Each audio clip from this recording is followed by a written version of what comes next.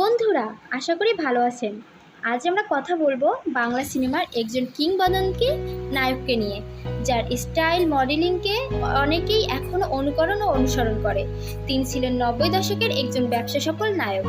কলারে রুমাল, চুলে ব্যান্ড লাগানো, টি শার্ট, জিন্স, সাবলীল অভিনয় তাকে নিয়ে গেছে এক অনন্য উচ্চতায়।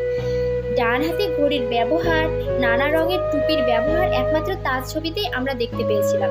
আপনারা নিশ্চয়ই এতক্ষণে বুঝতে পেরেছেন আমি কার কথা বলছি।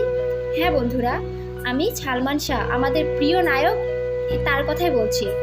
আজ এই ক্ষণচর্মা নায়ককে নিয়েই আমাদের ভিডিও। মাত্র 26 বছর জীবনের কাহিনী নিয়ে আমাদের এই ভিডিও সাজানো হয়েছে। আজ আমাদের এই ভিডিওতে থাকছে সালমান শাহ এর নায়ক হয়ে ওঠার গল্প থেকে শুরু করে অভিনয় জীবন, জনপ্রিয়তা এবং রহস্যময় মৃত্যু পর্যন্ত। ভিডিওটি শেষ পর্যন্ত দেখবেন এবং নতুন ভিডিও পেতে অবশ্যই সাবস্ক্রাইব করে পাশে থাকবেন। ধন্যবাদ। তাহলে আর দেরি না করে শুরু করা যাক। 1971 সালের 19 সেপ্টেম্বর সিলেটের দাঁড়িয়াপাড়ায় জন্মগ্রহণ করেন সালমান শাহ। তার বাবা কমরউদ্দিন মাহমুদ ছিলেন একজন ম্যাজিস্ট্রেট এবং মা লীলা চৌধুরী ছিলেন রাজনৈতিক ব্যক্তি এবং সঙ্গীত শিল্পী। সালমান শাহ পরিবারের বড় ছেলে। তার ফুল নাম চৌধুরী সালমান শাহরিয়ার ইমন।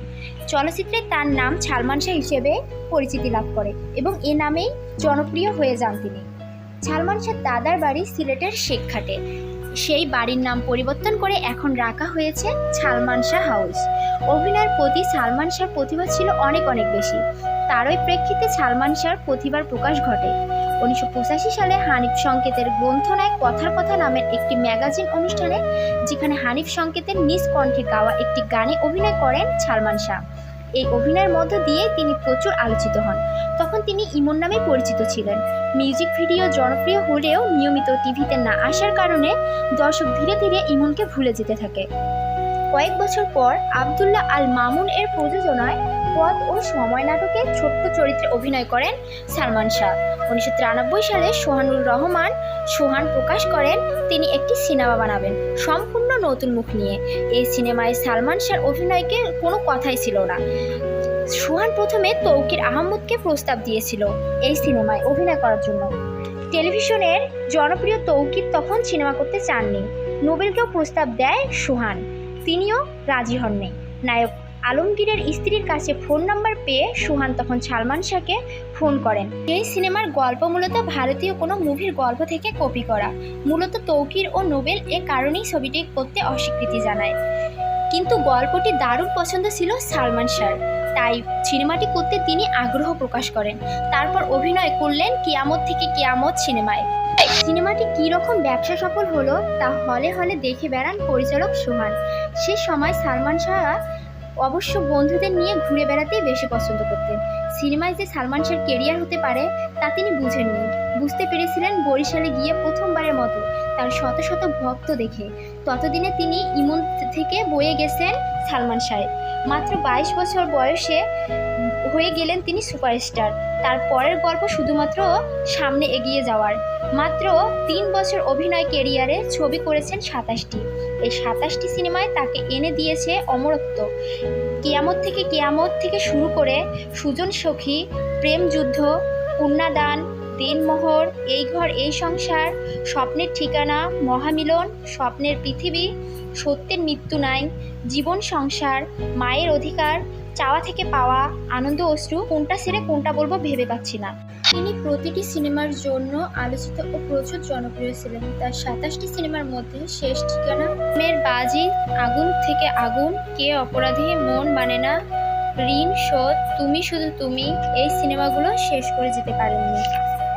সালমান শাহর অনুপস্থিতিতে 27টি সিনেমার মধ্যে 14টি সিনেমার তার বিপরীতে অভিনয় করেন আরেক জনপ্রিয় নায়িকা শাবনূর। 90 দশকে এই জুটি ছিল সবচেয়ে বেশি জনপ্রিয়। এছাড়া সালমান শাহ, মৌসুমী, শাবনাজ, শাহানাজ, লিমা, শিল্পী, সোনিয়া, কাঞ্চি সহ অনেকেই ছিলেন তার নায়িকা হিসেবে। সেই দিনটি ছিল 1996 সালের 6 সেপ্টেম্বর। সে দিনটি ছিল শুক্রবার। বিকাল 5টার পর সংবাদের একটা খবরে পুরো বাংলাদেশের যেন থমকে গিয়েছিল। যে সময় সংবাদ পাঠক যখন জানালেন সালমান শাহ আর জীবিত নেই, রহস্যজনকভাবে তার মৃত্যু হয়েছে, ভক্তরা এই মহানায়কের মৃত্যু কোনোভাবে মেনে নিতে পারেননি। সালমান শাহর এই মৃত্যুর কারণে প্রায় 12 জন তরুণী আত্মহত্যা করেছিল। এই সংবাদ বিবিসি নিউজ ও গুরুত্বের সাথে প্রচার করা হয়েছিল। তার মৃত্যুর পর ঢালিউডে ধস নেমে আসে। সালমান শাহকে ছাড়া কেউ কোনো মুভির সামনে আনার সাহস পাচ্ছিল না। পরিচালকরা বিকল্প পন্থা হিসেবে সে সময় সালমান শাহের নকল বেশভূষা পরিয়ে সামনে আনলেও দর্শকরা কাউকে মেনে নিতে পারেনি।